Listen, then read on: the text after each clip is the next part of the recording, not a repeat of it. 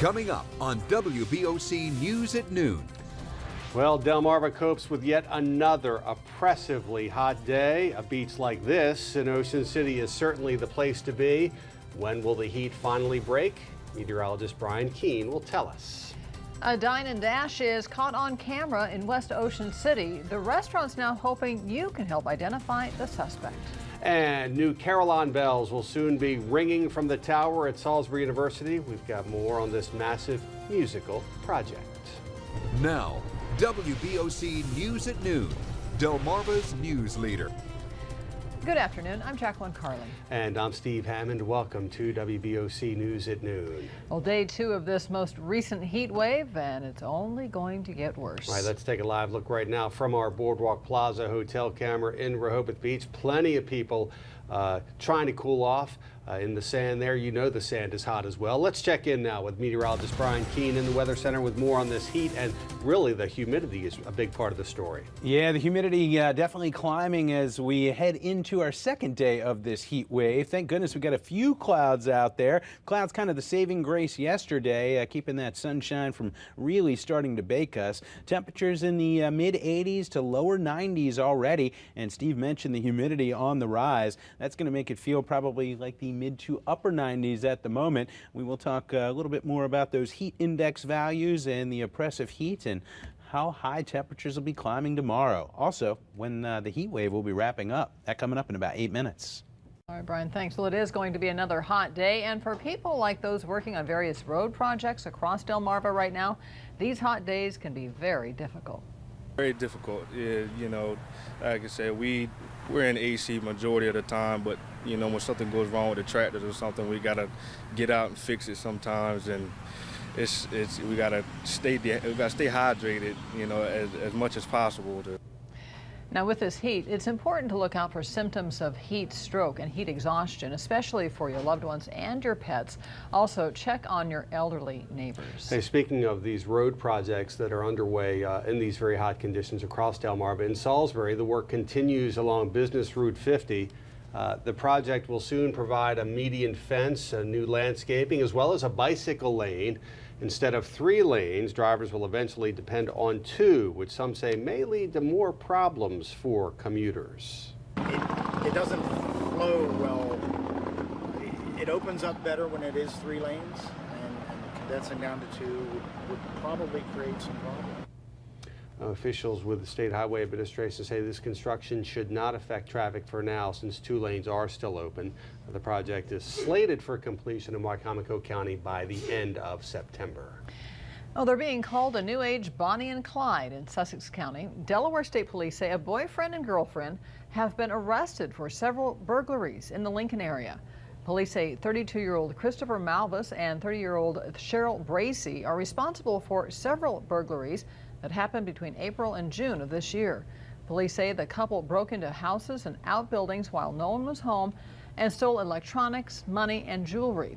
After their heist, police say the two would then try to trade or sell the stolen items for drugs in Sussex County. To Worcester County now, where a dine and dash is caught on camera. The Hooters restaurant in West Ocean City fell victim to an alleged crook with a plan. This man, seen here on surveillance footage in a blue shirt on the patio of the restaurant says he was pretending to be on his phone.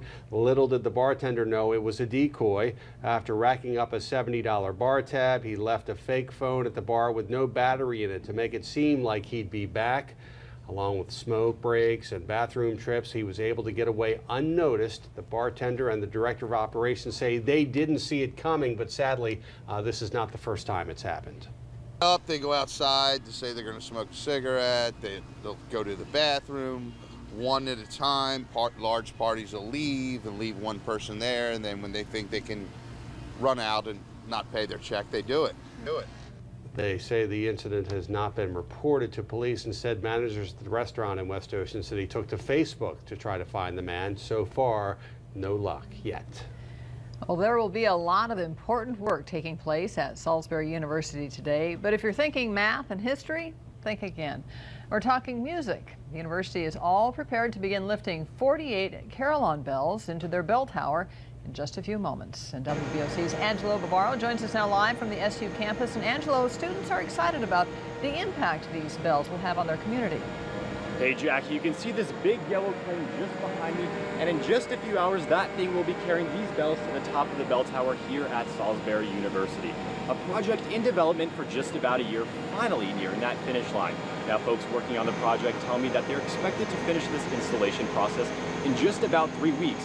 A delay they say is more than worth it to finally see these bells in their new homes.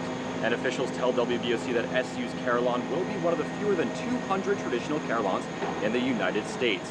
The university says the heaviest bells will hang from the bottom and the lightest bells on top. The installation process is expected to take about just 3 weeks, weather permitting, and when the bells are all installed, a keyboard system of pulleys and levers will allow the new carillon to be performed live.